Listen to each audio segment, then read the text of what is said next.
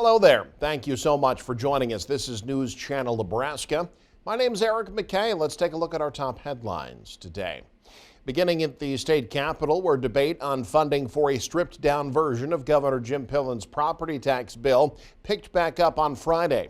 Debate during the special session was suspended Thursday to let more amendments be written. Among the amendments that did pass Thursday was one that would end various sales tax exemptions, including on services like pool maintenance, lawn care, and dating services. The bill, as advanced, currently carries about 70 new sales taxes. That's almost half, as in the original bill. The legislature also expected to debate an amendment Friday on a legislative resolution by Senator Tom Brandt of Plymouth related to property valuations on owner-occupied housing. Staying in Lincoln, Nebraska's Secretary of State has reaffirmed that voters with felony convictions won't be able to vote in this election. Secretary of State Bob Evnen made that announcement Thursday following an agenda item to consider restoring voting rights to Nebraskans with felony convictions being removed from the Board of Parole's agenda. Evnen says the instructions will remain as they are unless the state Supreme Court rules otherwise. The Supreme Court will be taking up a case which challenges the directive not to register felony voters. Well, at Grand Island Public Schools, there's only one bilingual principal in the entire district. Ana Ruth Lugo Mejia has more. In a school district that is over 54% Hispanic Latino, being bilingual is a big advantage. Say all Spanish call, Miss Say all Spanish call. At the moment, Bianca Ayala is the only bilingual principal at Grand Island Public Schools. Honestly, I was shocked because I've worked in other schools in Grand Island and they had higher diversity population, and seeing the way that it has grown here at Gates, it's become so handy. Ayala is a familiar face to GIPS. She was a student, taught at Howard Elementary and Bar Middle School, and then served as an academic support coach. Now she's the principal at Gates Elementary. You just can see the difference in the families of their comfortableness. They're not shy to ask for help. They're not shy to say, I need Spanish, and they can ask any questions. She was named principal last January but started her first full semester on Wednesday. According to last year's numbers, 17% of Gates students are English learners and 40% are Hispanic students. One of Ayala's goals is to create a unified community among students, families, and staff.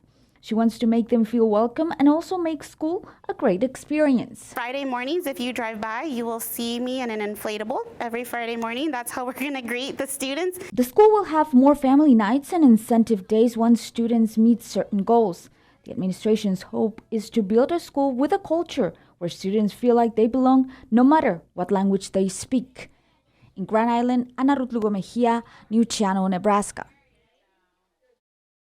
When you think of school safety, you might think of secure doors, cameras, and other steps to keep out intruders. But there's another safety standpoint that's getting more attention as well. Doug Kennedy has more. New school buildings must now include safe areas in the event of tornadoes or other severe weather, a federal requirement. The new Beatrice Elementary building has such an area, its preschool wing. Superintendent Jason Alexander says the east part of the new building is FEMA rated as a storm shelter that can keep students and staff safe and members of the public if needed. This safe room, as we designed it, we talked about that very thing, is that in the event of a situation where, even in the neighborhood, if it were in the middle of summer and people needed a place to seek shelter, if we could be here quick enough and make it all happen, this could be used as a sheltering point for the community as well. School districts across the nation are making safe rooms a part of their buildings. In Moore, Oklahoma, a city hard hit with tornadic weather in recent years, all district buildings have such rooms. In Arkansas schools, nearly 70 safe shelters were built over a 5-year period.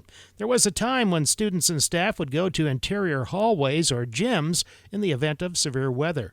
They have become more of a non-standard place for a tornado shelter, just because of the fact that they're higher up and they're not typically reinforced walls like these walls in this storm shelter are. The beefed-up construction used in safe areas adds costs to schools, but then putting a price on life safety isn't easy. Because it's reinforced concrete structure with windows that are rated for F5 tornadoes or 250 mile per hour winds, there is a bit of an elevated cost when it comes to a storm shelter. But like you said, when it comes to safety and security, it's the utmost priority to take that into consideration. The new elementary school in Beatrice, with its tornado-safe area, opened for classes on Thursday for the school year.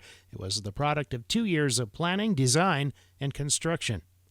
From Beatrice, Doug Kennedy, News Channel, Nebraska. New data shows that chronic absenteeism still well above pre-pandemic levels in 40 states. Chronically absent students are students that miss 10% or more of the school year, whether excused or otherwise. For the 2023 school year, 25% of students across 42 states remained chronically absent. That's actually a slight improvement from 2022, but still well above the 15% from pre-pandemic. The states with the highest rates were Alaska, New Mexico, Oregon, and Colorado. Nebraska, also fairly high, although the rate shrunk 1% to 22%, still much higher than it was pre-pandemic at 14%. Among the reasons experts list for absenteeism, avoiding bullying, feeling disinterested in school, and a struggle with mental health. Some homeowners are rushing to refinance their mortgages now that rates have dropped a bit. This week, the standard 30-year fixed-rate mortgage averaged 6.49%. That was actually slightly up from the prior week, according to a report released by finance company Freddie Mac. But last week, mortgage applications surged 17%. That surge driven by homeowners seeking to refinance. It was up 35%, according to the Mortgage Bankers Association. Upgrades to a Central Nebraska college's track are underway, which will allow the school to do something it hasn't been able to do in years. Ryan Valenta has more. After multiple years of road-only meets, the Hastings College track and field teams will finally be able to host home meets this spring. With the track kind of wearing down over the last couple of years, we haven't been able to host any home meets. And so the biggest thing will be, it'll be really nice for the kids to have home meets again. It's all thanks to just over $1 million worth of upgrades to the Jack Osborne Track and Field Complex, which are now underway. Runners have worn down the track since it first opened in 2008. Head coach Zach Osgood is entering his 22nd year with the Bronco program and says the new upgrades were needed, according to his experienced eye. Definitely, you notice the thinning of the track, and there's certain spots that, just by looking at them, you can tell that they're not right. And so just the new surface will be better for, just general wear and tear injuries and things like that.